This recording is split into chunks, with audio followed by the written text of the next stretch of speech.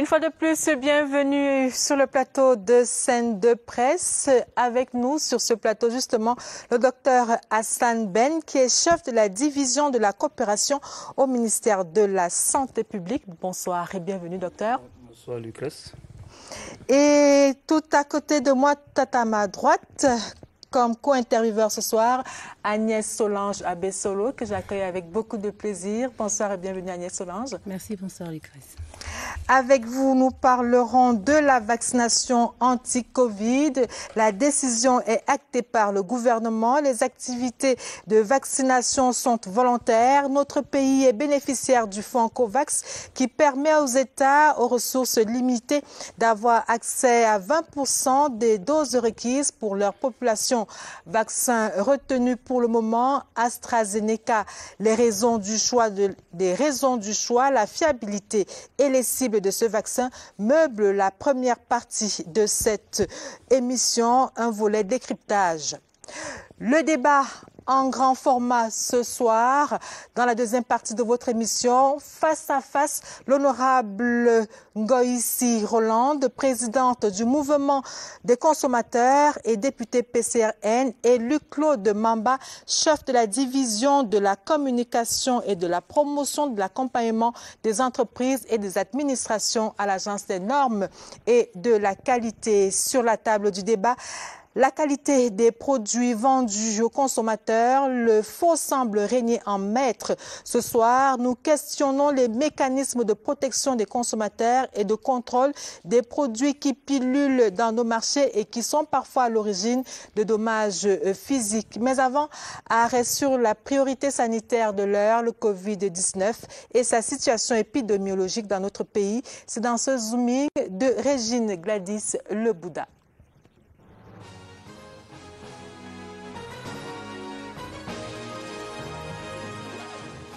La courbe s'habille en pic depuis plusieurs semaines. Ce 12 mars, le compteur Covid affiche 5291 cas actifs. Un palier jamais franchi en un an. Superposons les données. Le 23 février, l'on annonçait 2672 cas actifs de Covid. Petite mathématique et résultat, le chiffre a doublé. En 15 jours seulement, 2619 nouveaux cas ont rejoint la valse des contaminations, ce qui nous donne une moyenne sensible de 1000 nouveaux cas actifs par semaine.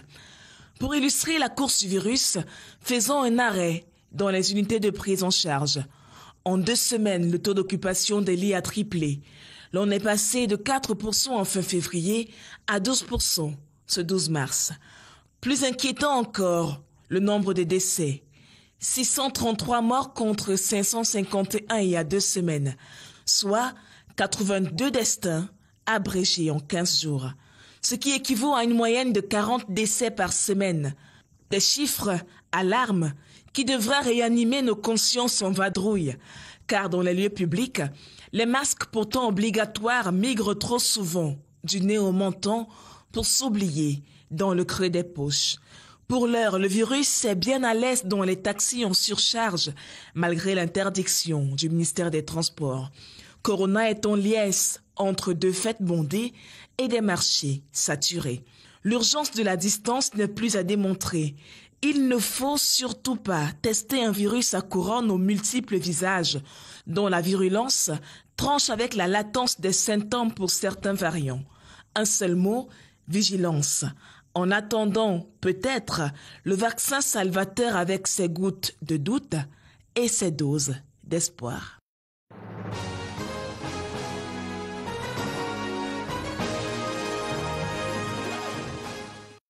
Alors, docteur, on a là la situation épidémiologique du Cameroun à ce jour.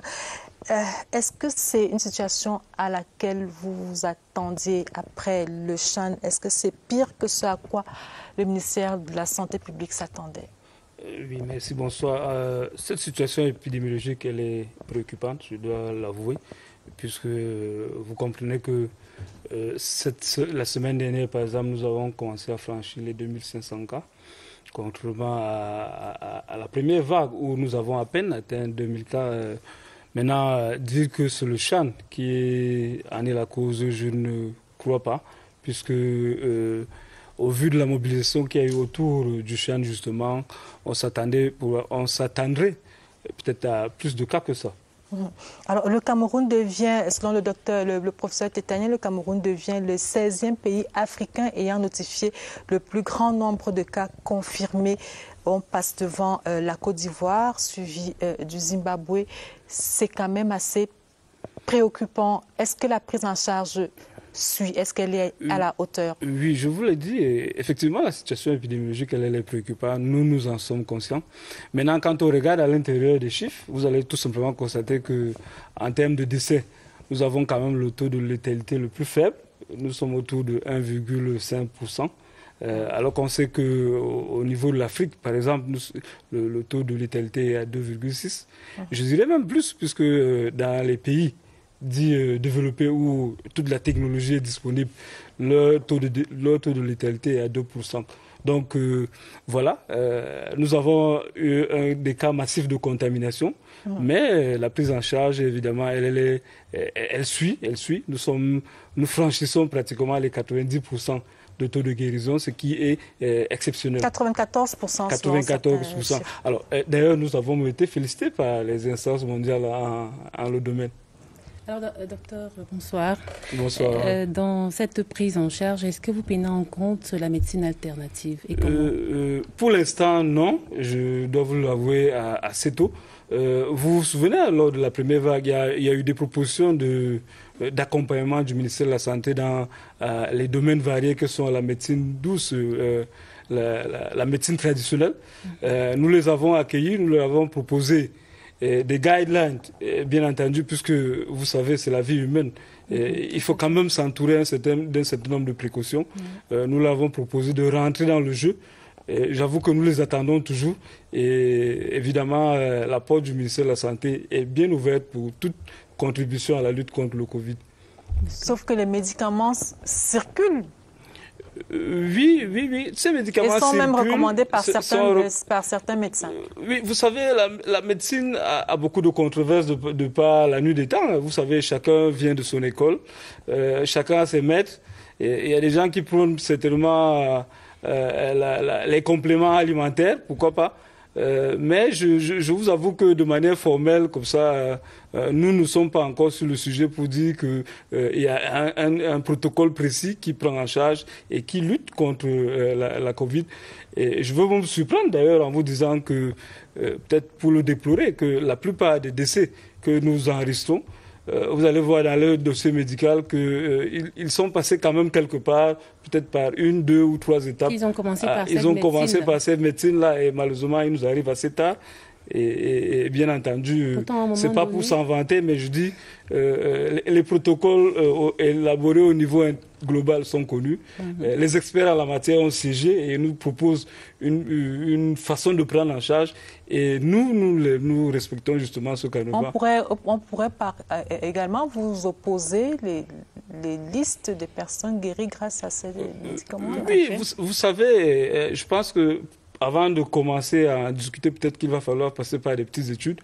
Moi, en tant qu'épidémiologiste, j'observe, mais je me dis, tant que je ne vais pas regarder une certaine différence entre ceux, par exemple, qui ont reçu le traitement alternatif par rapport aux nôtres en termes de guérison, je ne pourrais pas l'avancer, mais je peux dire, beaucoup sont venus vers nous, ont obtenu satisfaction et on a la preuve qu'aujourd'hui, nos chiffres sont pratiquement près de 95% de guérison. Ça veut dire que c'est considérable et je vous le dis, on nous a félicités au niveau global pour ces chiffres-là. Aucun pays aujourd'hui ne peut se targuer d'avoir ce taux de guérison. Alors, on va parler de ce qui fait couler beaucoup d'encre et de salive ces derniers temps, notamment la question de la vaccination. Le Premier ministre, chef du gouvernement, s'est clairement exprimé sur le sujet. Le gouvernement a déjà pris l'option de la vaccination. C'est acté. Je vous propose justement d'écouter Joseph John Gouté en focus dans cette édition de Scène de Presse.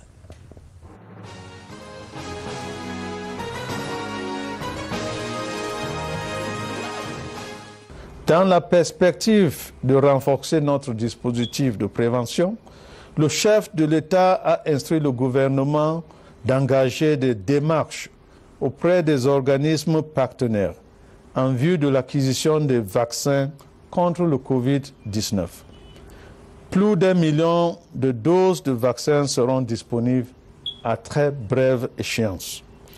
Lorsque ces vaccins seront mis à notre disposition, un plan de vaccination sera mis en œuvre sur la base du volontariat.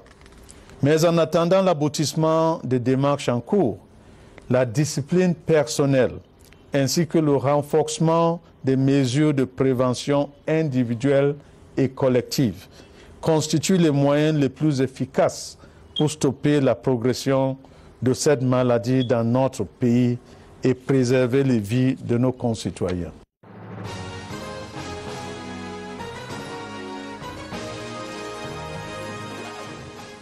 Alors, docteur Hassan, dites-nous, avant d'entrer dans le vif du sujet, avant de parler véritablement du vaccin, est-ce qu'on en sait suffisamment sur le virus ou sur les virus qui circulent au Cameroun? Est-ce qu'il y a une étude qui a été faite?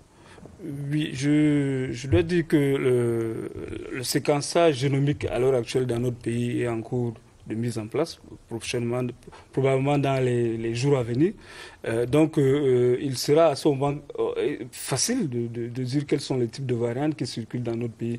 Pour l'instant, nous envoyons nos échantillons dans des laboratoires partenaires, notamment au Nigeria, où jusqu'ici, aucune variante n'a été signalée.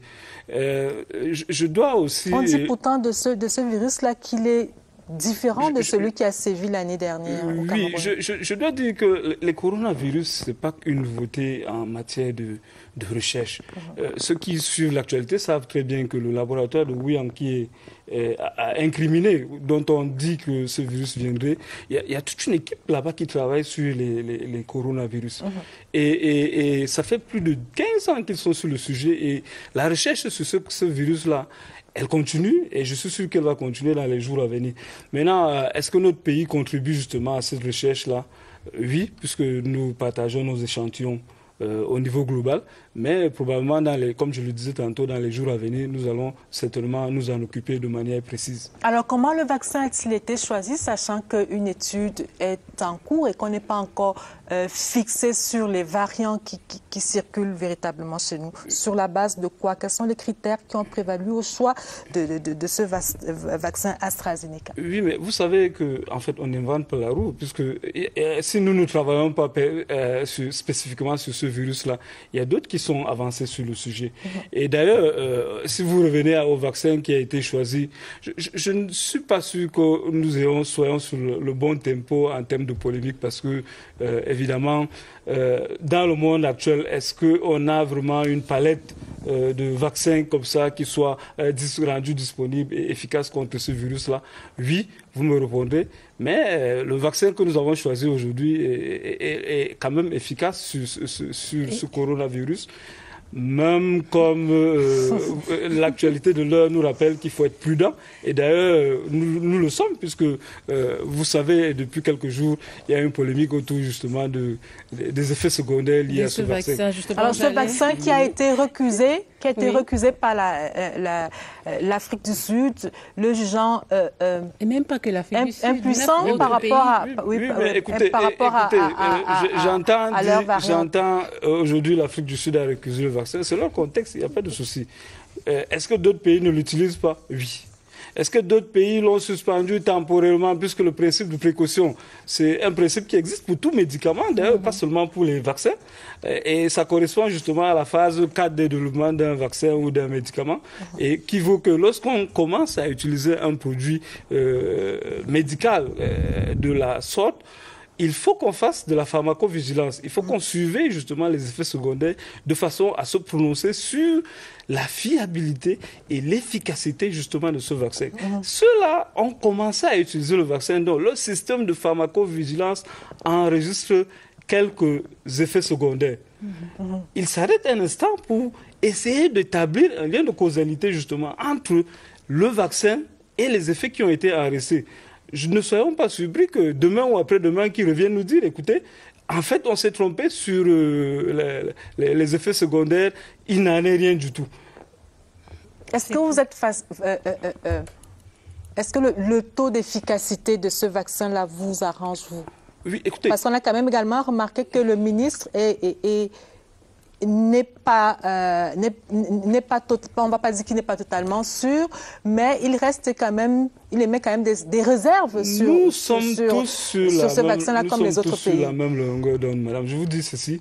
Le ministère de la Santé est attentif à tout ce qui se développe autour de ce vaccin et même d'autres vaccins.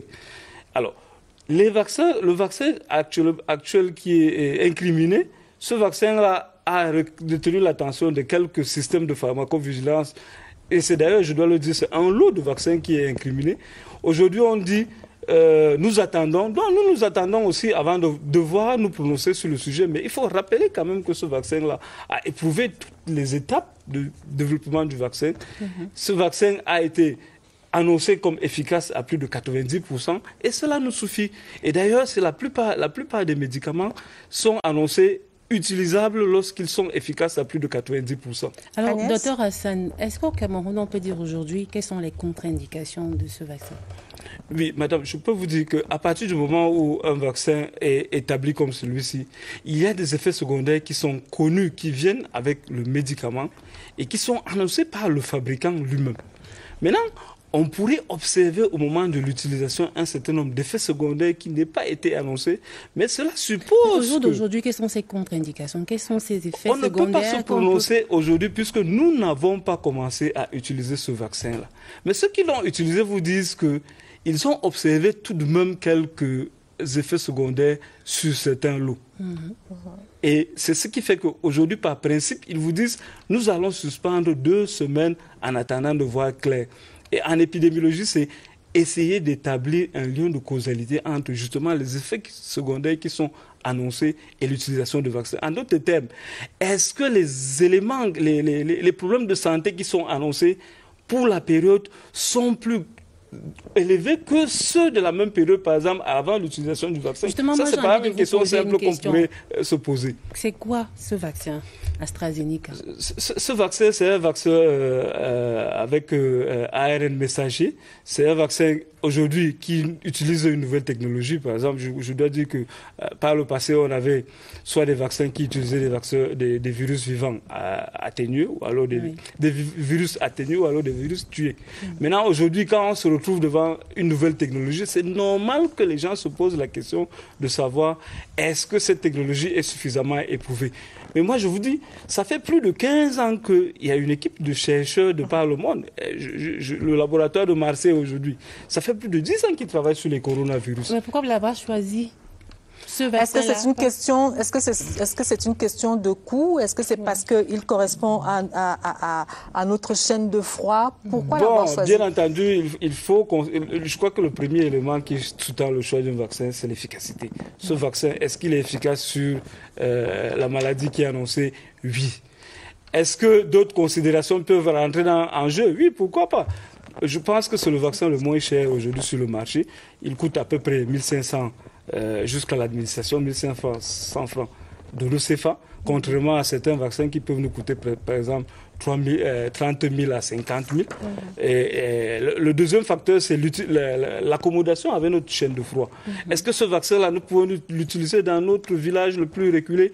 Oui, ce vaccin AstraZeneca, nous pouvons l'utiliser si jamais il était admis qu'il est utilisable. Alors, qui est admissible, hein, si je peux, Lucas? Avant qu'on arrive aux cibles de ce vaccin, si vous permettez, Agnès Solange, moi, je voudrais savoir ce qu'en pense le comité scientifique, mais également le groupe technique consultatif national pour la vaccination. Est-ce que ces deux entités ont été consultées? Jusqu'où elles ont pu donner leur point de vue sur la question concernant concrètement le choix du vaccin? C'est bien comme vous revenez justement au conseil scientifique puisque c'est un ensemble d'experts et le GTNCNV. En fait, il faut dire que depuis le début du processus d'acquisition de la vaccination contre le Covid, toutes ces deux instances-là ont siégé chacune de leur côté et se sont prononcées. certes, leurs rapports sont confidentiels puisqu'ils sont adressés à qui de droit. C'est le ministre de la Santé qui commet justement cette instance-là pour leur donner son avis. Mais il faut dire qu'on ne peut pas choisir un vaccin si ces deux instances-là ne sont pas d'accord. Jusqu'à il y a 2 semaines, c'était le vaccin recommandé par tous. Aujourd'hui, jusqu'à la semaine dernière, avant qu'on commence à rentrer dans les principes de précaution énoncés par quelques pays sur quelques lots de vaccins. Maintenant, si demain ce conseil scientifique-là revenait à la charge pour dire que ce vaccin n'est pas admissible... Pourquoi on n'entend pas ce conseil scientifique-là? En fait, le conseil scientifique, c'est un groupe d'experts, ceux qui sont calés à la matière, on va le dire comme ça, entre guillemets, et qui peuvent orienter le ministère de la Santé, justement, dans le choix d'un certain nombre d'interventions de santé, notamment pour ce qui concerne le Covid et même la vaccination. Et ce vaccin-là, il vient d'où? Ces experts, ce vaccin. Ce vaccin, c'est un vaccin britannique qui vient du laboratoire qui est connu, qui s'appelle AstraZeneca. Et qui fabrique d'autres médicaments qui circulent dans notre pays, justement dans d'autres pathologies. Quelle a été la recommandation? La recommandation... Je vous repose la question.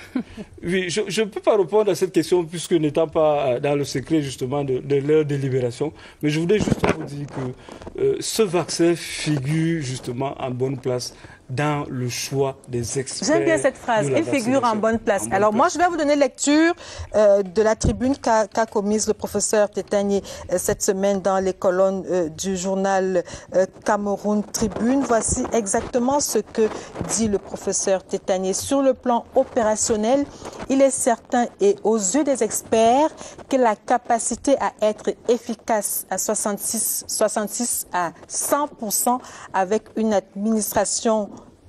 une seule administration en une dose, donne au vaccin Johnson & Johnson un avantage considérable par rapport aux autres concurrents. Ça, c'est l'avis du professeur Tétanier qui semble être partagé par d'autres experts qui soulignent que ce vaccin est efficace entre 66 à 100%, que c'est en une seule dose. Tout à fait. Contrairement à celui qui a été choisi. Alors, est-ce que l'avis du professeur Tétanier et des autres experts... du professeur Tétanier et des autres experts, c'est des avis. Est-ce que ces avis ont été suivis? Et d'ailleurs, ils ne sont pas les seuls sur le sujet. Moi, je suis en train de parler d'un vaccin qui existe, qui est disponible et qui peut être rendu disponible pour nos populations. Parlons du vaccin justement de Johnson & Johnson. C'est la semaine dernière que l'Union européenne l'a validé sur son territoire. Il est encore en cours de production.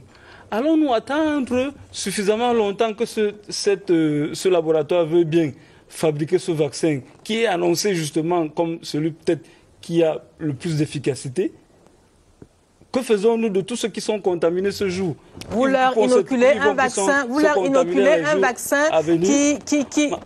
lequel des réserves sont émises. Nous sommes en train de vous dire ceci, je vous dis et je le répète. Est-ce que c'est nécessaire de courir? Et je veux le répéter d'ailleurs pour être plus clair. Nous n'allons pas utiliser ce vaccin tant qu'il subsiste encore des doutes là-dessus. C'est un vaccin qui a été annoncé il y a quelques jours justement pour être utilisé. Nous n'avons pas encore reçu ce vaccin sur notre territoire.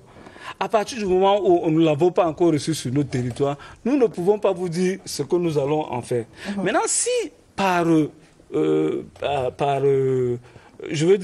mégarde, justement, ce qui est annoncé dans la plupart des pays sur certains lots de ce vaccin s'avère être effectivement fiable, dans ce cas, je pense que le gouvernement ne peut pas prendre sur lui d'utiliser ce vaccin. Est-ce que nous sommes obligés de vacciner? Nous sommes... écoutez, madame, quand vous le dites, la vaccination, c'est un des instruments que nous utilisons dans le cadre de la lutte contre les maladies.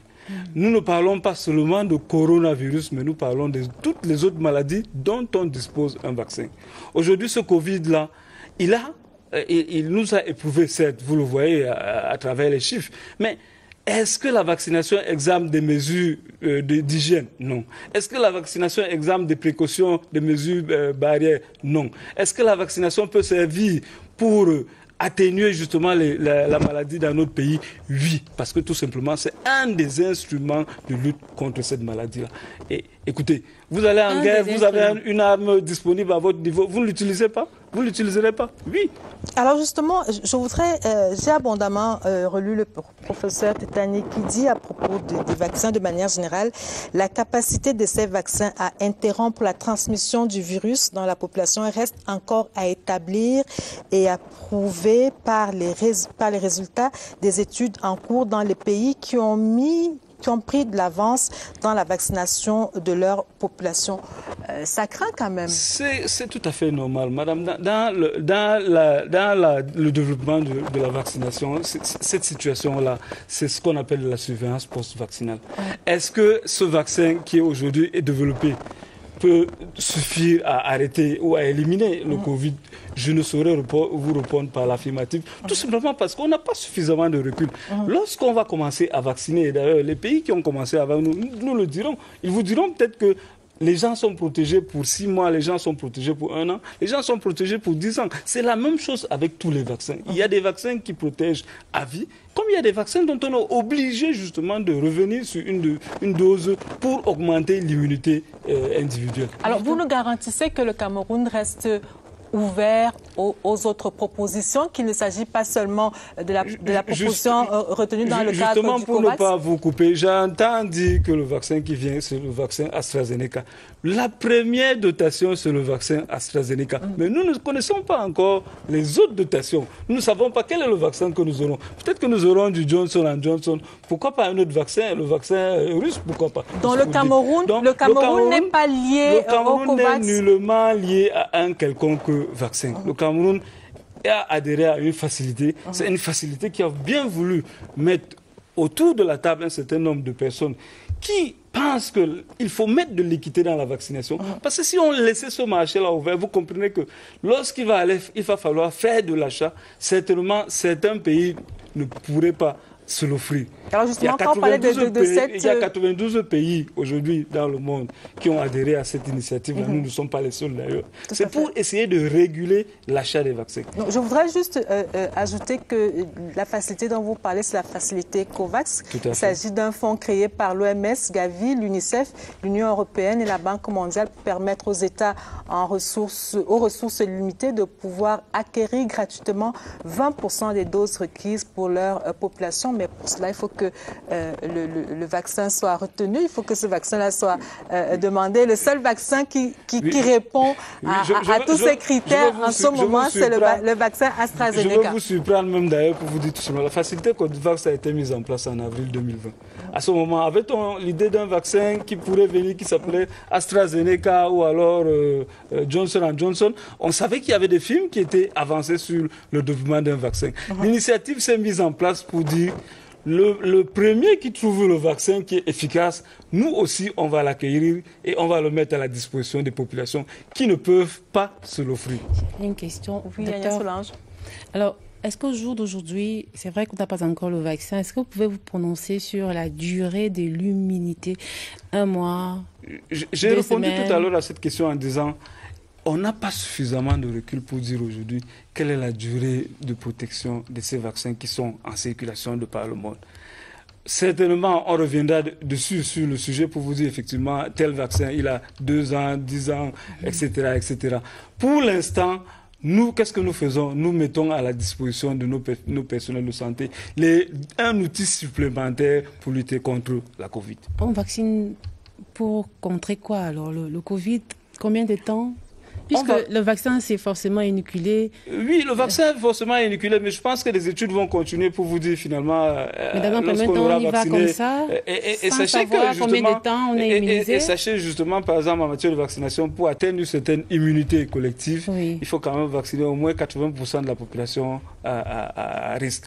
Et vous convenez avec moi que nous n'en sommes pas encore là, mais peut-être le moment venu, lorsqu'on aura essayé de couvrir cette tranche d'âge, cette cible à risque du Covid, on reviendra vous dire, écoutez, nous avons réussi et nous pensons que les gens sont couverts pour peut-être 5 ans, 10 ans, voire plus. Donc il s'agit d'abord de vacciner en masse. Il ne s'agit pas de vacciner en masse. Quand vous dites qu'il s'agit de vacciner en masse, c'est comme s'il fallait prendre des gens dans l'immunité collective. L'immunité collective, la vaccination s'adresse à une catégorie de personnes bien On va précises. revenir, si vous permettez, sur les cibles de la vaccination. Juste le temps pour nous d'écouter Franck Evina qui nous livre la première revue de presse du soir.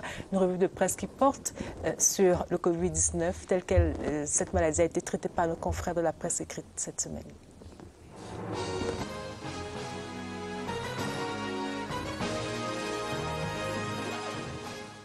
Le Parlement amplifie le signal d'alerte du gouvernement sur le Covid-19.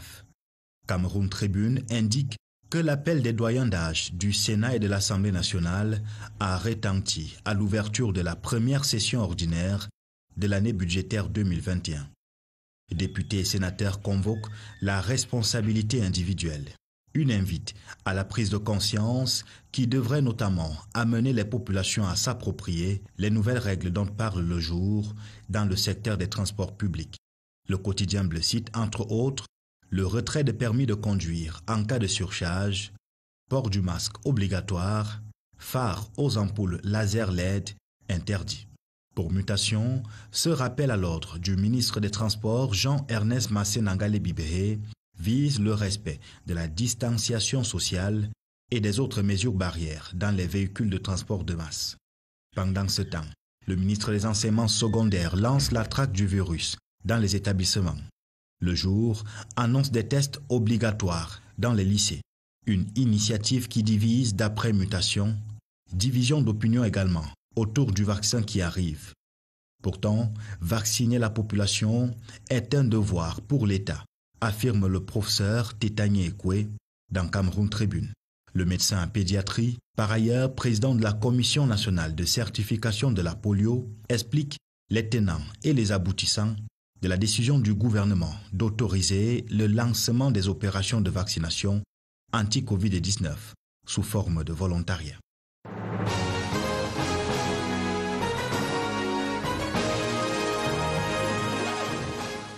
Alors, pour être tout à fait complet sur la question des vaccins sur ce plateau, on va vous lister quelques-uns des vaccins qui sont déjà disponibles. Pfizer et BioNTech et Moderna, efficacité 91,1 à 95%. Vaccin AstraZeneca, on en a parlé il y a quelques instants, efficacité 62 à 90%, et il faut administrer 2 doses. Le vaccin russe Sputnik, 2 doses également, efficacité 50 à 91%. Le vaccin Johnson & Johnson, efficacité 66 à 100%. Et puis il y a également les vaccins chinois, Sinovac et Sinopharm et CanSino. Voilà quelques-uns des vaccins qui sont déjà disponibles. Il y en aura certainement d'autres dans les prochains mois, dans les prochaines semaines. Docteur, qui vaccine-t-on en priorité? Il est entendu clairement, il est établi clairement que les premières doses sont réservées au personnel de santé, puisqu'il faut les soulager justement dans la prise en charge des autres, bien entendu suivi des personnes qui seraient à risque qui ont dépassé l'âge de 50 ans, puisque c'est eux qui font face aux comorbidités. Nous avons les enseignants, les personnels de sécurité, et pourquoi pas d'autres personnels qui pourraient faciliter plutôt, qui sont au centre du fonctionnement de l'État, qu'on est en train d'envisager, bien entendu.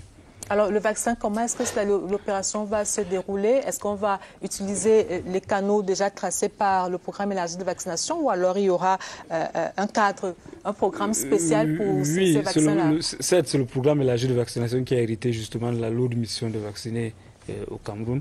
Nous avons essayé de déployer le système de façon à ce que, au même moment, nous puissions vacciner sur tout l'étendue du pays. Nous avons recensé pratiquement près de 500 postes de vaccination qui seront rendus disponibles. Chaque commune aura probablement au moins un poste de vaccination. Et le moment venu, justement, nous allons communiquer la liste intégrale de tous les endroits où on pourrait vacciner. Agnès Solange? Oui, docteur, quand vous parlez de 50, à partir de 50 ans en montant, c'est certainement des personnes qui ont des comorbidités, comme vous avez dit. Tout à fait. Est-ce que leur système immunitaire va supporter le vaccin, c'est un système immunitaire déjà affaibli par ces comorbidités? Non, quand vous dites que le système immunitaire est affaibli, c'est pas parce qu'on a des comorbidités que le système immunitaire est affaibli.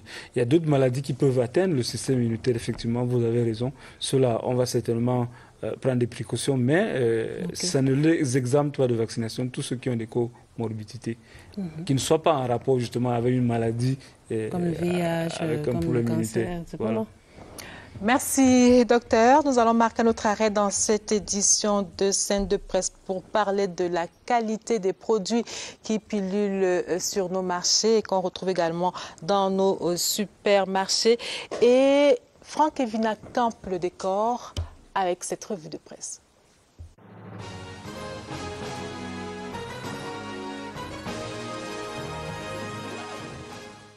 La fraude et la contrefaçon ont pignon sur rue. Dans l'essentiel du 9 mars, les multiples facettes de ces pratiques illicites qui ont fait leur nid dans les habitudes des consommateurs camerounais. Des produits de consommation de masse au comportement des personnes, tout ou presque, est faussé. Au mépris de la santé et de la sécurité, s'indigne le bi-hebdomadaire d'Antoine Wongoanda. Pourtant, la loi encadre et punit lorsqu'il le faut. C'est le cas, comme le relève Cameroun Tribune du lundi 8 mars avec l'eau minérale Sano, suspendue pour 6 mois. Raison invoquée, le non-respect des normes d'exploitation. Alors que le journal à capitaux publics souligne l'indignation des consommateurs qui ont l'impression d'avoir été pris pour des cobayes, Réalité Plus de Paul Ngouaré Kindi fustige la décision du ministre des Mines et du Développement technologique qui conduirait les 400 personnels de la société au chômage. Le Jour ne voit pas les choses ainsi. Dans sa parution du mercredi 10 mars, le journal d'Aman Mana explique comment l'arrimage aux normes peut booster le PIB. C'est un outil de compétitivité, affirme le quotidien bleu, comme pour saluer les 230 normes récemment homologuées par la Nord. La revue de presse était sur la scène.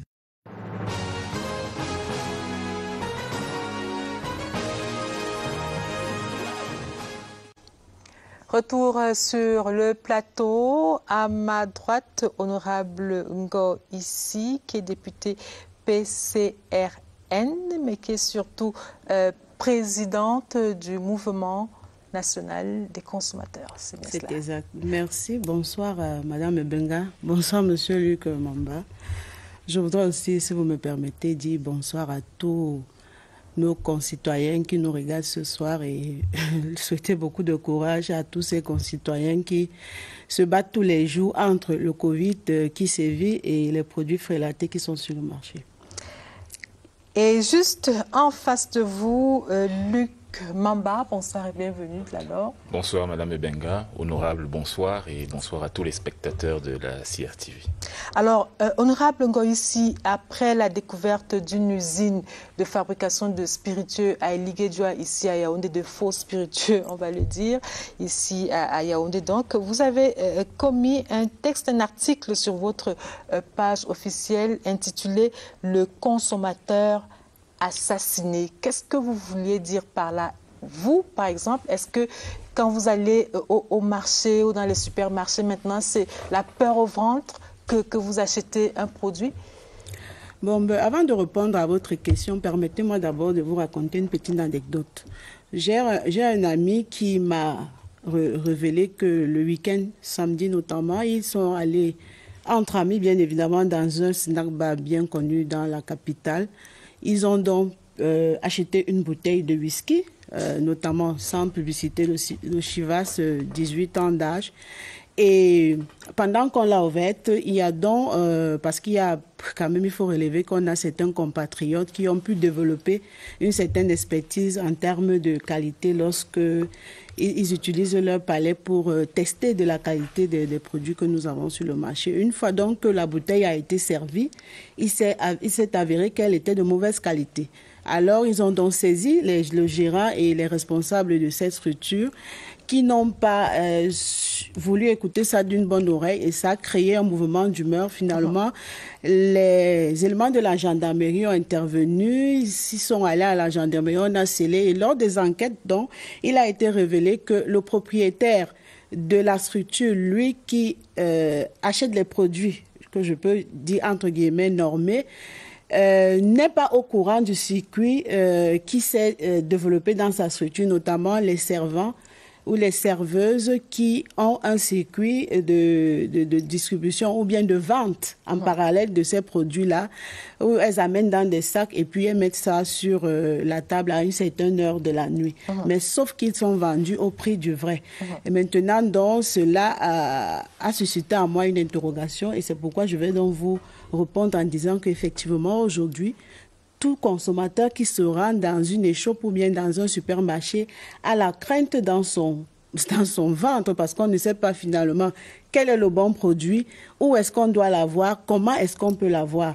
Donc, jusqu'à présent, je suis étonnée que cette structure soit encore ouverte alors que la gendarmerie l'a saisie. On devait simplement et purement fermer. Ce n'est pas la seule du côté de Douala encore ce week-end dont nous signalait une situation similaire où des clients se sont rendus dans une boîte de nuit. Ils ont pris des liqueurs justement et le matin, ils étaient tous malades, mais la boîte, elle est toujours ouverte. Bon, ben vous convenez avec moi que le mal est assez profond et que maintenant, s'il faille que nous nous questionnons sur les différents mécanismes de protection du consommateur. On va revenir sur ces mécanismes. Justement, je voudrais demander à M. Luc Mamba de la Nord de nous dire qu'est-ce qui est fait au niveau de l'Agence des normes et de la qualité pour rassurer les consommateurs. Vous avez entendu parler, c'est une anecdote, c'est vrai, mais c'est le quotidien de plusieurs Camerounais aujourd'hui. Chaque fois qu'on va acheter un produit, que ce soit un produit qui relève de l'agroalimentaire, que ce soit un produit qui relève du secteur des cosmétiques ou de je ne sais plus trop quoi, c'est désormais la peur au ventre. Mais on a davantage peur quand ça touche à notre santé. Qu'est-ce que vous, au niveau de la Nord, vous faites pour éviter cela? Oui, avant d'arriver à ce que nous faisons au niveau de la Nord, effectivement, j'ai écouté les deux anecdotes et je voudrais juste dire qu'il ne faut pas non plus qu'on en vienne à une psychose généralisée. Le palais de vos amis, certes, est-il le plus développé possible, mais en aucun cas, ce n'est une mesure de vérification de la qualité d'un produit. De même, ceux de la boîte de nuit de Douala, qu'avaient-ils mangé avant? Pourquoi faut-il évidemment, essentiellement lier cela à la boîte de nuit? C'est pas pour dire que c'est pas ce qui s'est passé, mais c'est pour dire qu'il faut être très prudent. Mais ils savent très bien à quel moment ils se sont sentis mal. Oui, mais ils savent ce qu'ils ont pris avant. Vous pouvez manger quelque chose aujourd'hui, avoir mal au ventre dans 2 jours. Si j'ai eu le malheur de vous quel serait leur intérêt de raconter une histoire comme ça pour... Ça rentre, malheureusement, nous sommes très... Quel objectif? Lorsque vous êtes allé en boîte de nuit et que 4 ou 5 d'entre vous se retrouvent malades, quel est l'intérêt que vous avez à raconter des histoires? Je ne peux pas me prononcer, mais les légendes urbaines, surtout quand vous rappelez-vous à l'époque du riz en plastique, c'est tout le monde qui allait sur Facebook poster sa vidéo d'un riz en plastique. Mais là n'est pas la question. La question justement est de savoir ce que la Nord fait pour éviter que cette psychose ne s'installe. Si tout se passe bien, on n'aurait pas besoin d'inventer des histoires, comme vous semblez le dire. Que fait la Nord pour s'assurer que les produits qui circulent dans notre pays sont des produits de qualité? En voilà une très bonne question. Alors, toutes les questions sont bonnes. Peut-être. Alors, que faisons-nous au niveau de la Nord? Alors, premièrement, nous intervenons à 3 niveaux. Le premier niveau, c'est l'élaboration des normes. C'est-à-dire, au quotidien, nous avons des comités techniques mis en place à l'Agence des normes et de la qualité qui ont donc pour vocation d'élaborer ces normes-là. Et d'ailleurs, Madame ici présente, avec son association de consommateurs, a participé à ces différents travaux de normalisation puisque cette association était parmi les associations avec lesquelles la Nord travaille. Le deuxième niveau, c'est l'évaluation de la conformité. Alors, qu'est-ce que c'est que l'évaluation de la conformité? L'évaluation de la conformité consiste à s'assurer que les produits qui sont mis sur le marché sont conformes aux normes. Maintenant, au niveau de cette évaluation de la conformité, elle se fait de 2 façons. Il y a l'évaluation de la conformité des produits locaux, c'est-à-dire produits au niveau du Cameroun, pour lesquels donc nous délivrons des certificats de conformité après avoir vérifié que ces produits-là sont fabriqués conformément aux normes. Maintenant, il y a le volet des produits importés. Ces produits-là qui sont importés sont soumis au programme d'évaluation de la conformité des marchandises avant embarquement, le PKE, qui est mis en œuvre depuis le 31 août 2016. En quoi consiste le PKE? Le PKE consiste tout simplement à faire l'évaluation de la conformité des produits devant entrer au Cameroun avant qu'ils ne partent des pays d'origine. C'est-à-dire, lorsque un opérateur économique veut importer un produit au Cameroun, produit dont les normes sont d'application obligatoire, l'évaluation de la conformité se fera dans ce pays-là. Et lorsqu'il obtiendra le certificat de conformité, c'est-à-dire la garantie de la qualité de ces produits-là, alors il pourra le faire venir. Alors, quels sont les outils dont vous disposez pour vous assurer que le certificat de conformité qui est présenté à X ou XY est un certificat de conformité conforme? Permettez-moi la répétition. Et là, nous arrivons immédiatement au troisième niveau. Le troisième niveau, c'est que donc depuis le 19 mars 2019, à la faveur d'un décret du chef de l'État, les missions de la NOR ont été renforcées, puisque maintenant, nous avons la coordination des initiatives des administrations et des parties prenantes nationales en matière de normalisation et démarche qualité. Nous avons également une mission de contrôle qualité des produits sur le marché. Ça veut donc dire, là nous arrivons donc à ce troisième niveau qui est donc le contrôle qualité des produits sur le marché. Parce que obtenir le certificat de conformité ne garantit pas forcément la qualité du produit. Et j'explique. Un produit peut très bien avoir son certificat de conformité lorsqu'il va sortir de l'usine. Mais maintenant, entre l'usine et le supermarché, est-ce que les normes en matière de stockage ont été respectées? Est-ce que les normes en matière de transport ont été respectées? C'est comme ça qu'on peut très bien avoir, pour paraphraser, une ménagère qui va au marché, achète de la viande. Ce sera une sorte de brigade? Ce ne sera pas une sorte de brigade, ce sera une brigade. C'est une brigade. C'est une brigade et qui commencera le travail peut-être dans un mois ou deux, je n'en sais rien. Moi, je voudrais qu'on reste sur le contrôle avant embarquement. Ce contrôle avant embarquement est fait, je crois, sur un échantillon. Le certificat de conformité qui est délivré de manière provisoire à l'opérateur économique lui permet déjà de vendre ses produits sur le marché. Et la question que je vous ai posée, c'était celle de savoir quels sont les outils dont vous disposez. Est-ce que vous avez un laboratoire? Est-ce que vous travaillez en collaboration avec un laboratoire? Je ne sais pas trop quoi. Quels sont les outils dont vous disposez pour vous assurer que le certificat de conformité qui est présenté est un certificat de qualité, que le contrôle qui doit être fait avant l'embarquement est un contrôle effectif? De quels outils disposez-vous? Alors, nous commençons par les produits soumis au PKE, puisque c'est par là que vous avez commencé. Alors, pour ce qui est des produits soumis au PKE, le gouvernement camerounais a mandaté deux partenaires techniques, que sont la SGS et Intertech, qui sont chargés de faire l'évaluation de la conformité de ces produits-là dans les pays d'origine. Mais ce n'est pas eux qui délivrent le certificat de conformité, car lorsqu'ils finissent de faire l'évaluation de la conformité de ces produits-là, ils délivrent aux entreprises exportatrices, du coup, une attestation de conformité. Cette attestation de conformité, maintenant, est renvoyée et remise à l'importateur qui va donc se présenter à la NOR et après vérification, c'est la NOR qui va établir le certificat de conformité. Et le certificat de conformité est une des pièces exigibles dans la liasse de documentation au niveau de la douane pour pouvoir faire sortir ces produits-là. Et maintenant, pour venir à la deuxième partie de la question, au niveau donc local, les certificats de conformité, évidemment, ils sont délivrés après analyse. Et oui, nous avons des laboratoires avec lesquels nous travaillons. Par exemple, pour ce qui est des analyses bactériologiques et physico-chimiques, nous pouvons par exemple faire appel au Centre Pasteur, qui est un laboratoire accrédité. C'est entendu, honorable Ngoï, si lorsque vous écoutez Monsieur Luc Mamba, est-ce que vous êtes satisfait du process qui est ainsi mis sur pied? Lorsque j'écoute M. Mamba, je vois que lui-même, il n'est pas satisfait de ce qu'il est en train de dire. Parce que tantôt, M. Mamba a fait... il a ironisé en disant que ses amis, mes amis, que j'assume d'ailleurs, ont un palais assez de voyants, ne pourraient pas vraiment se limiter au dire ou bien à la conformité d'un produit à travers le palais.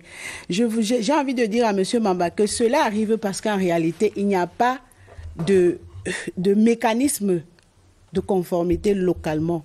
Nous le savons. Parce que tout à l'heure, madame, vous l'avez si bien dit, pourquoi est-ce qu'au niveau du Cameroun, nous savons très bien, vous et moi, qu'il y a eu des démarches ou bien il y a eu des échanges assez houleux pour que le Cameroun puisse avoir son laboratoire de contrôle et de conformité pour pouvoir attester de la conformité des produits. Cela a été annoncé depuis des années. Sauf que jusqu'à aujourd'hui, on n'a pas encore ce laboratoire qui est construit de manière à ce que lorsqu'un produit, parce que tout à l'heure vous avez fait l'émission de la Nord sur les produits qui sont importés et sur les produits qui sont produits localement. Moi, j'aimerais m'attarder sur les produits qui sont produits localement. Qu'est-ce que la Nord fait sur le plan national pour pouvoir attester d'un produit qui sort d'une usine nationale locale, que ce produit qui sort de telle usine est conforme à la norme? Si la Nord avait peut-être mis ces missions en avant, c'est qu'on n'aurait pas aujourd'hui avoir un ministre qui sort un arrêté pour pouvoir suspendre une entreprise qui fait qui commercialise, qui produit et qui commercialise de l'eau minérale. Parce que la loi sur la norme sur l'eau minérale est connue, c'est même un règlement technique, je pense. Donc, comment est-ce que cela se passe au niveau national d'abord, avant même d'aller voir ce qui se passe des produits qui sont importés?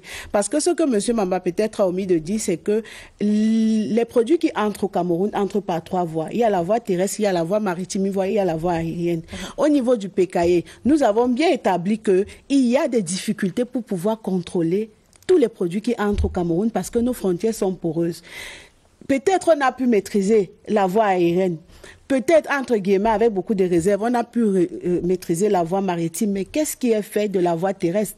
Nous avons des pays voisins qui produisent des pays et qui les exportent vers le Cameroun. Qu'est-ce qui est fait, notamment par la Nord, pour que ces produits, lorsqu'ils entrent au Cameroun, puissent avoir une certaine conformité ou bien la fiabilité? Lorsque moi, consommateur lambda, je me rends sur le marché pour acheter un produit, que je puisse l'acheter. Si je vous comprends bien, vous êtes en train de dire que la Nord ne contrôle pas totalement la qualité des produits qui entrent au Cameroun. C'est ce que vous voulez dire? Je suis en train de dire que la Nord se limite seulement dans le cadre, je peux dire, administratif. La Nord n'est pas encore c'est-à-dire, on attendrait la Nord à être opérationnelle. On ne ressent pas la Nord dans l'opérationnalisation de leur mission. Parce que on a beaucoup plus, parce que tout à l'heure, il a déroulé vraiment les missions de la Nord. Mais est-ce que sur le terrain, est-ce que sur ce sur quoi on attend la Nord est en train de... vous avez vu? Qu'est-ce que vous avez observé? Vous m'avez pris de coup, j'ai failli avaler de travers. Je prends un exemple. Les produits qui sont produits localement. Qu'est-ce que la Nord fait? Parce qu'en réalité, lorsqu'une entreprise voudrait se lancer, bien lorsqu'un opérateur économique voudrait se lancer dans un secteur, dans l'agroalimentaire, il va vers la Nord, entre les différentes paperasses qu'il doit avoir, il doit avoir un certificat, une sorte d'acte de naissance ou bien une sorte d'acte qui lui donne l'autorisation de pouvoir exercer, de pouvoir produire et de pouvoir commercialiser. Est-ce que les entreprises est-ce qu'en l'État, la Nord peut nous dire qu'il a un fichier des entreprises qui produisent, qui se lancent dans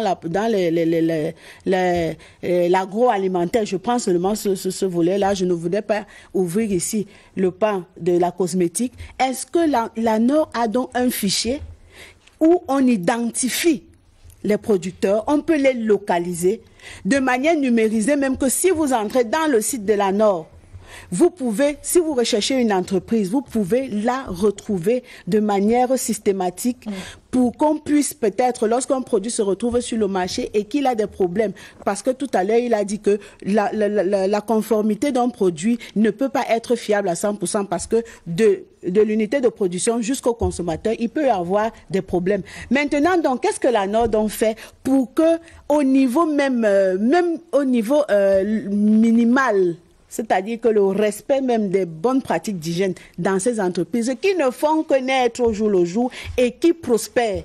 Qu'est-ce que la NOR fait donc pour pouvoir rassurer le consommateur lambda en leur disant que nous avons par exemple une entreprise qui fait dans les pâtes alimentaires, je dis n'importe quoi, pour pouvoir la repérer, à partir de son code barre par exemple, on peut l'identifier et on peut la retrouver s'il y a un problème. Moi, c'est un peu le constat que j'ai fait et je pose la question donc de savoir qu'est-ce qui est fait de manière opérationnelle. Et justement, à votre site, je voudrais poser la question à monsieur Luc Mamba. Pour un client lambda qui entre dans un magasin, qui veut par exemple acheter des pâtes alimentaires ou je ne sais pas trop quoi, produits localement ou importés, qu'est-ce qui doit attirer son attention? Qu'est-ce que la NOR a pu faire avant pour que le téléspectateur, pour que le consommateur s'assure que ce produit qu'il veut acheter est un produit conforme, que c'est un produit de qualité? Qu'est-ce qu'il doit regarder? Qu'est-ce qu'il doit surveiller? Alors, merci pour ces questions honorables. Enfin, ces remarques, ces questions, je ne sais pas ce que c'était. Mais on va y aller. Vous avez commencé par... je vais commencer par le début. Vous avez commencé par dire que vous ne sentez pas la NOR sur le terrain pour empêcher, ainsi de suite, ainsi de suite. Je suis d'accord avec vous à 100%. Pourquoi je suis d'accord avec vous à 100%? Parce que il y a peu de temps, ces missions de contrôle et de surveillance du marché n'étaient pas dévolues à l'Agence des normes et de la qualité. C'est le 19 mars 2019, à la faveur donc du décret présidentiel, où, en plus des deux premières missions qui étaient l'élaboration des normes et l'évaluation de la conformité, que la mission de surveillance du marché a été dévolue à la NOR. Et pour pouvoir mettre en place cette activité, il y a des préalables. D'abord, il nous fallait des officiers de police judiciaire à compétences spéciales. C'est fait. Depuis septembre 2020, ils ont prêté serment. Il fallait revoir l'organigramme de la NOR. C'est fait depuis décembre. Et là, la brigade a pris service. Maintenant, nous allons débuter les activités de contrôle effectif sur le marché probablement dès le mois d'avril, mais il y a des préalables. Nous n'allons pas surprendre les opérateurs économiques. C'est pour ça que le 30 mars prochain, mardi sur prochain, nous aurons avec tous ces partenaires une réunion d'information et de sensibilisation sur cette mission-là à Douala pour pouvoir donc débuter. Ça, c'est entendu. Voilà, justement. Ensuite, il y avait... Le client, parlez-nous du client. Qu'est-ce qui doit attirer son attention? Qu'est-ce que la NOR fait?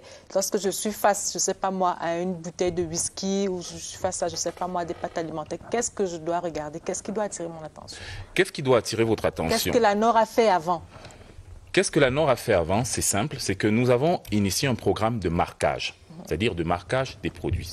Qu'est-ce que c'est que le programme de marquage des produits? C'est que lorsque le produit est donc conforme aux normes et respecte les normes, et on a la possibilité de mettre une marque dessus, un petit logo, vous pouvez facilement le voir par exemple sur des bouteilles de gaz.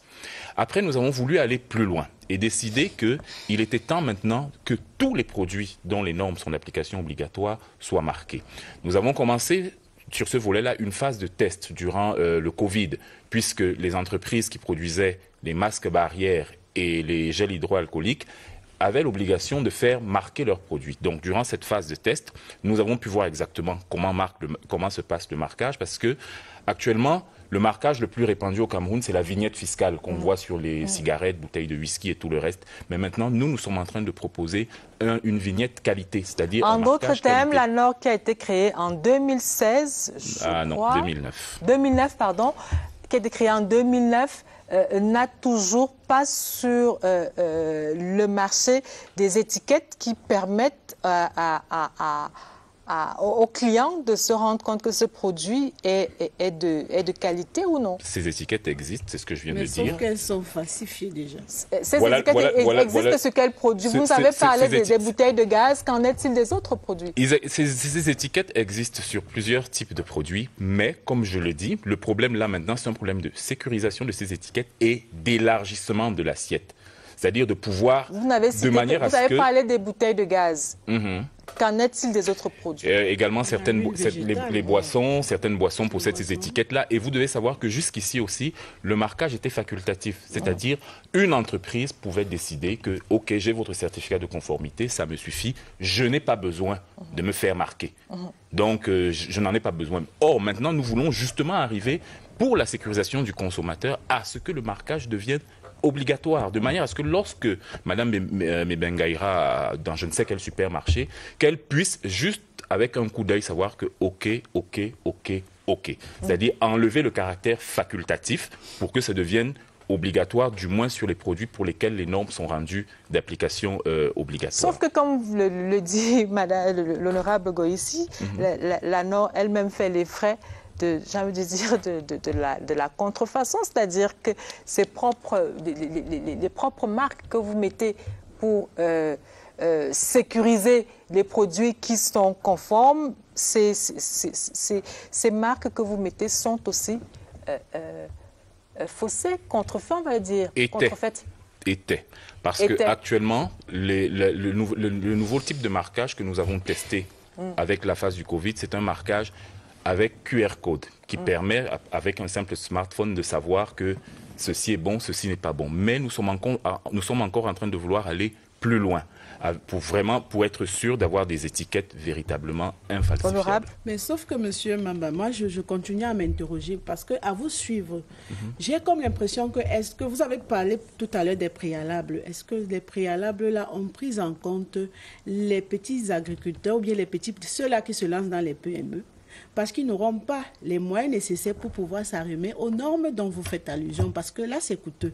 Nous savons que c'est coûteux, et là, donc, on va faire prospérer alors les grandes entreprises pour tuer les petites entreprises, si je peux m'exprimer ainsi. Est-ce qu'au préalable, les préalables qui ont été prises en compte tiennent aussi, on regardait ce côté-là, parce que moi j'estime on devrait essayer de contextualiser pour pouvoir s'assurer de la conformité. Qu'est-ce qui vous pose problème? C'est le dispositif qui est mis en place? Oui, le dispositif qui est mis en place, tel qu'il étale, c'est un dispositif qui risque d'être à tête chercheuse, parce qu'on aura des petites et moyennes entreprises qui se lancent véritablement dans l'agroalimentaire ou bien je ne sais pas dans quel secteur, qui ne pourront pas s'arrimer à cette norme-là et qui seront donc contraints soit de fermer, soit et là, honorable, je vous dis tout de suite que nous y avons pensé à eux, à travers deux mécanismes que je vais... Rapidement, s'il vous plaît.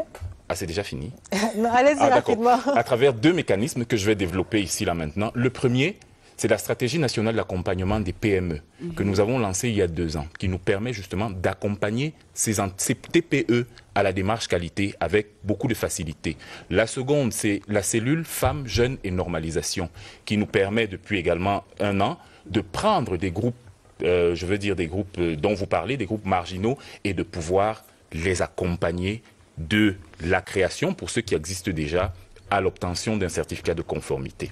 Madame, honorable Ngoïssi, moi, je ne voudrais pas qu'on reste dans l'administration, dans ce qui est fait. Lorsque vous allez dans les supermarchés aujourd'hui, lorsque vous allez dans les marchés camerounais, est-ce que vous voyez, j'aimerais dire, les traces de ce dont parle M.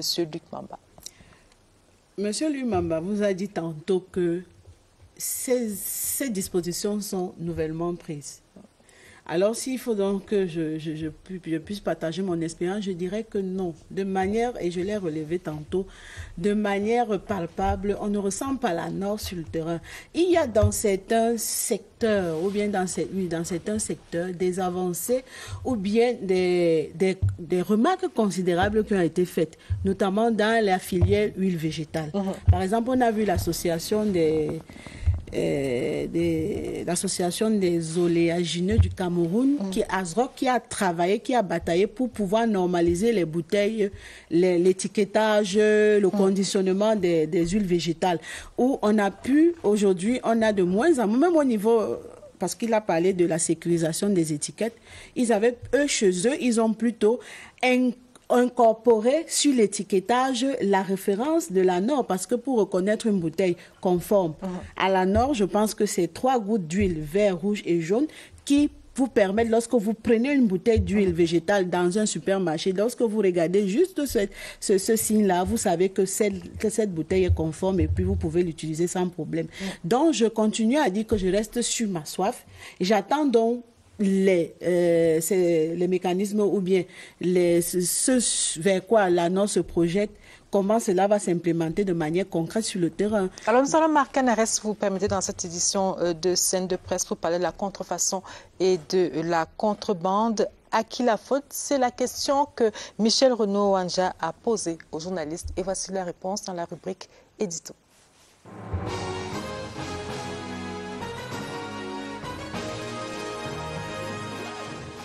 Les pouvoirs publics ont leur part de responsabilité. Les responsables de ces actes ont aussi leur part dans ce qui est dénoncé. C'est un problème de non-respect de la norme. À la vérité, les hommes ont toujours tendance à violer la norme et la règle pour gagner plus. C'est un phénomène mondial qui est une maladie du succès. Lorsque vous avez un produit à succès, il faut le protéger. Quand il n'est pas protégé, des gens vont essayer d'imiter votre produit pour le mettre peut-être sur le marché, en trompant la vigilance des consommateurs qui ne connaissent pas nécessairement les qualités de votre produit. Nous avons des frontières poreuses. Cette porosité des frontières fait que beaucoup de pays, de produits entrent au Cameroun dans ce qu'on appelle la contrebande. La responsabilité première dans ces situations qui s'enlisent, c'est à celui qui est le garant du respect de la réglementation, c'est-à-dire les pouvoirs publics. Ce sont les pouvoirs publics qui ont le devoir de faire appliquer les normes, les lois que nous nous sommes fixées. Lorsqu'on est dans une économie libre, il y a la régulation et la personne qui fait la régulation, c'est le service public qui doit protéger également ses consommateurs. Si vous ne protégez pas vos producteurs et vos consommateurs, ça veut dire que demain, ceux qui produisent, parce que la contrebande viendra les tuer, vont mourir, et que les consommateurs qui sont la population, qui consomment donc des faux produits, va également mourir. La contrefaçon, c'est un crime économique, tout comme la contrebande, et que il faut éviter de se verser dans ce type de trafic, parce qu'au final, il y a la qualité du produit qu'on met sur le marché qui ne respecte pas les normes et donc qui peut avoir des effets néfastes sur la santé des gens. Il faut qu'il y ait des sanctions exemplaires, parce que c'est aussi l'impunité qui fait foisonner les foyers de contrefaçon et de contrebande.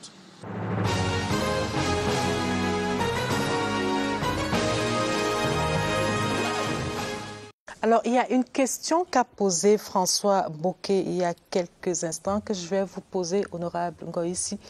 Qui protège le consommateur finalement?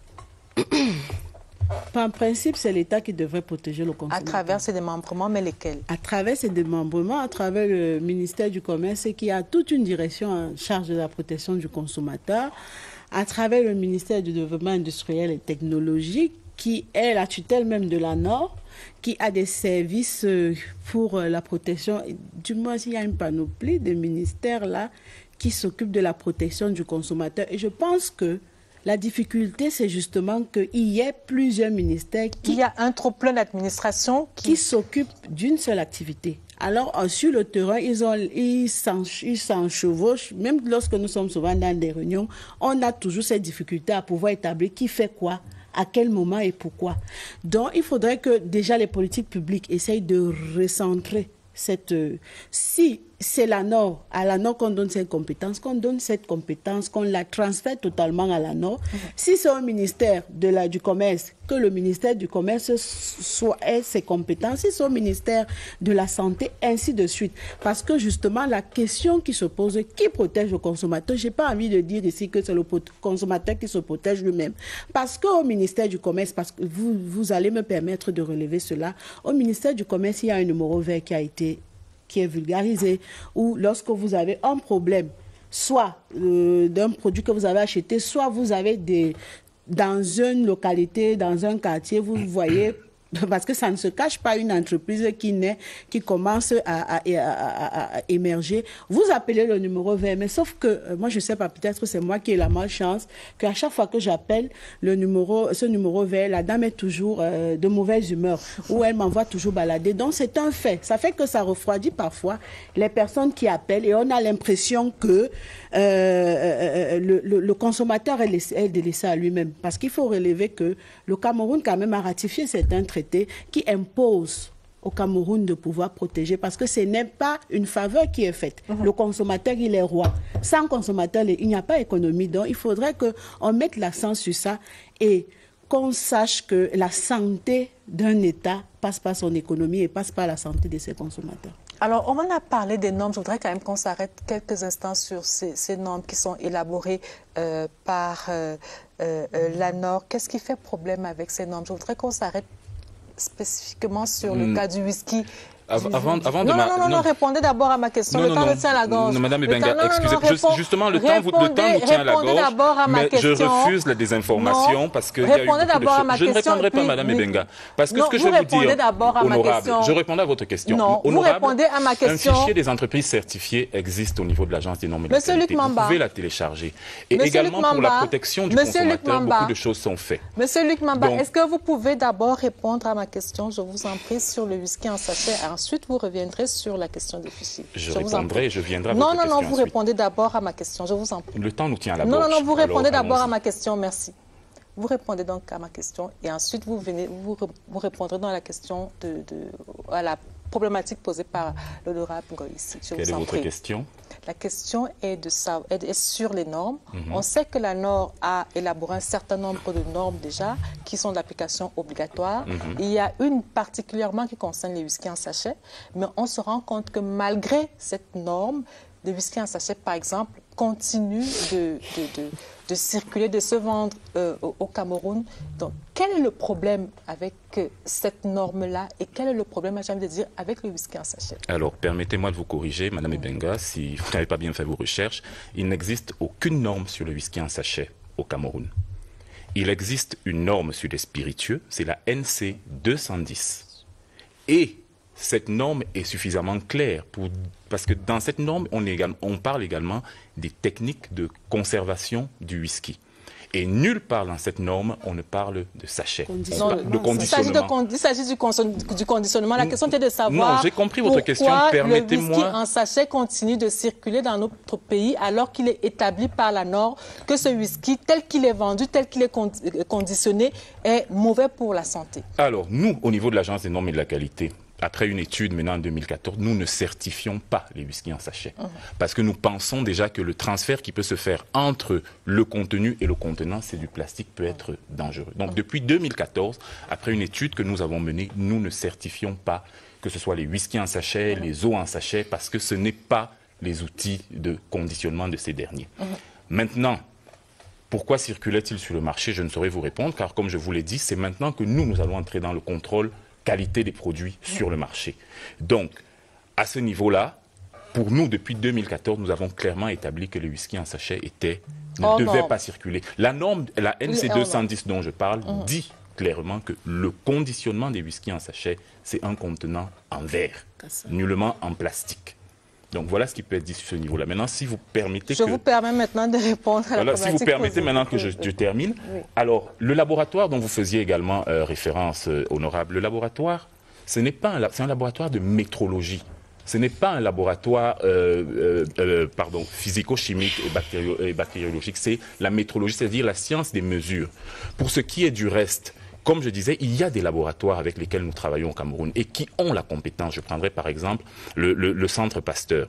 Le fichier des entreprises certifiées dont vous parliez également, il existe. Il est téléchargeable sur le site. Vous avez votre smartphone. Vous pouvez même le faire avant la fin de l'émission pour être sûr que quelque chose n'a pas été fait. Et maintenant, lorsque vous parliez du numéro du MINCOMES pour les dénonciations, il y a plusieurs voies de dénonciation. Moi, je ne l'ai jamais appelé, je ne sais pas si elle est de mauvaise humeur, mais nous, par exemple, au niveau de la NOR, nous avons des fiches de dénonciation qui ont déjà été mises en place. C'est-à-dire, tout ce que la personne a à faire, c'est de remplir la fiche de dénonciation de manière anonyme, parce que non plus, il ne faut pas jeter l'anathème sur qui que ce soit, et poser le problème qu'il a à poser et les équipes feront leur travail. Vous savez, le contrôle du marché se fait de deux façons.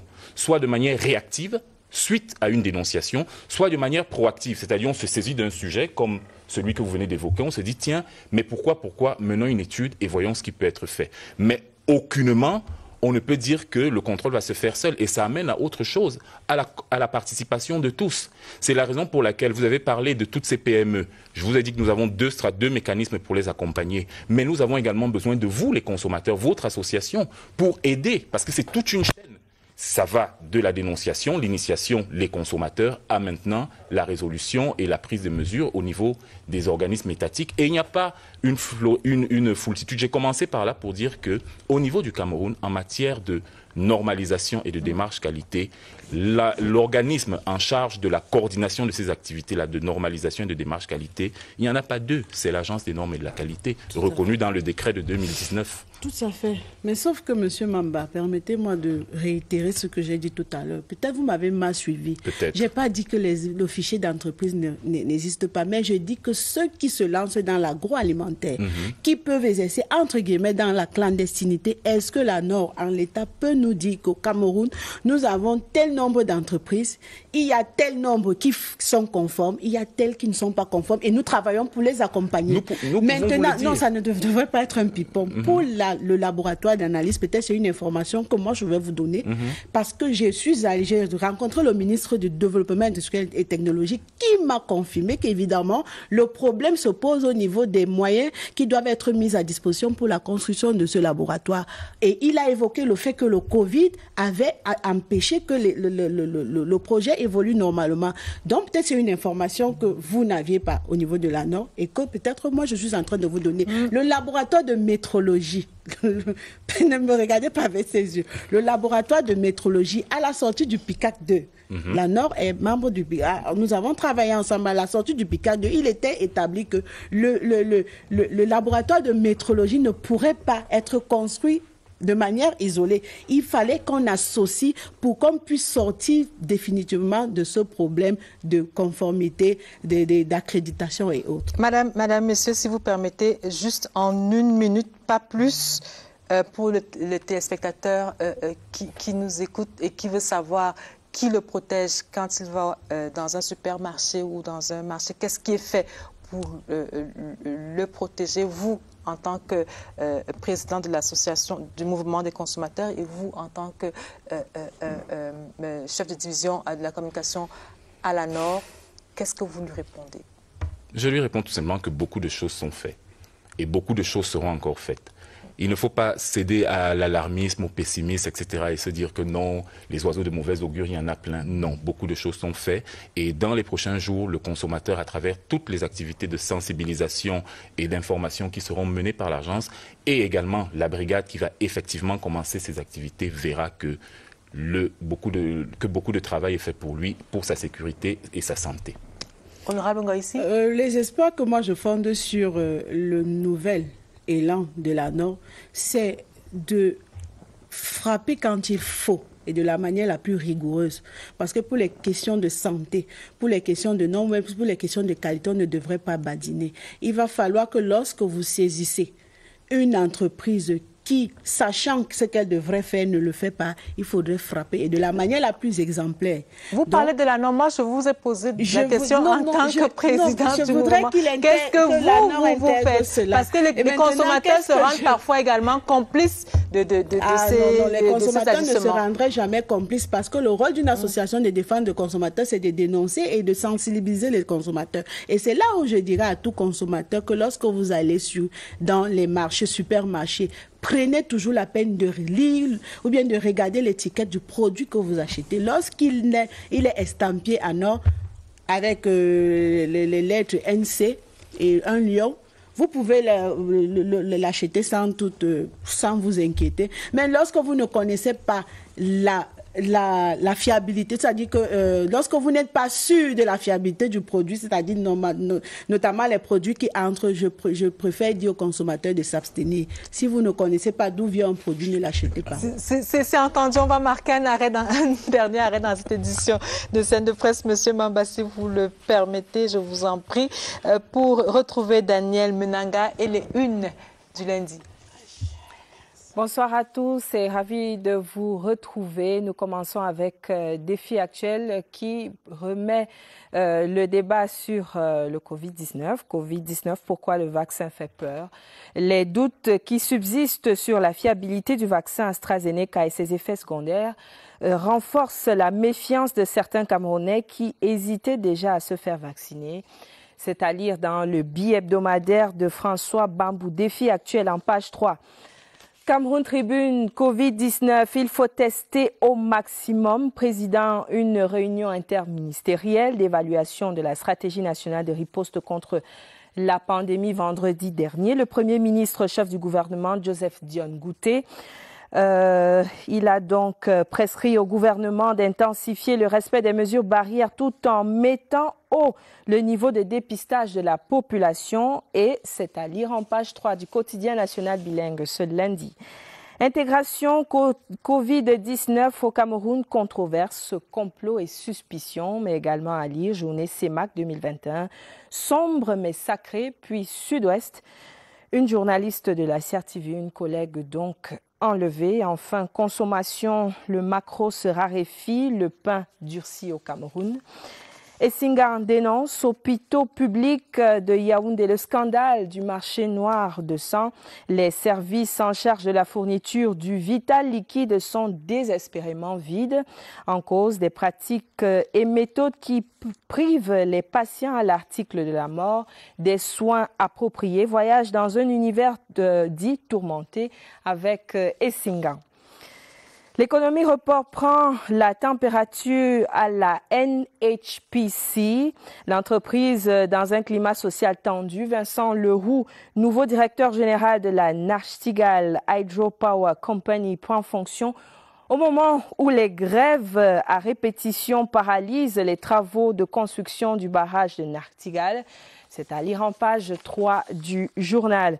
Ladies News, infrastructures scolaires, le lycée de Mbala2 fait sa mue dans le cadre d'un vaste projet de construction et de rénovation des infrastructures scolaires initié par les parents d'élèves et mis en œuvre par le responsable de cette institution scolaire. Un bâtiment R+2 et une salle multimédia fonctionnelle ont été rétrocédés au ministère des enseignements secondaires vendredi le 12 mars dernier. Et donc, Ladies News revient sur cette cérémonie-là. The Guardian Post Daily announced imminent reorganization of CPDM sections. Why and say why? Battle will be deadly in Santa. And then Boya, Yuban MP leads youth in campaign against climate change. These stories and more to read on the Guardian Post this Monday. Écho Matin nous parle de succession, la malédiction des grandes fortunes. La chronique judiciaire est alimentée depuis quelques mois par les querelles de succession à la tête de certains empires familiaux. Le dernier épisode en date est le cas des héritiers du milliardaire Pascal Monkam, décédé le 27 février 2021 en Afrique du Sud. Mutation parle également de nécrologie et nous dit que nous parlons de cet hommage d'Akeremouna à Maître Tchakouté Pati, ancien bâtonnier de l'ordre des avocats. Il a donc été inhumé ce week-end dans l'une des régions de l'Ouest. Et pour sortir, Camerounais du Maroc, Rabat Joie.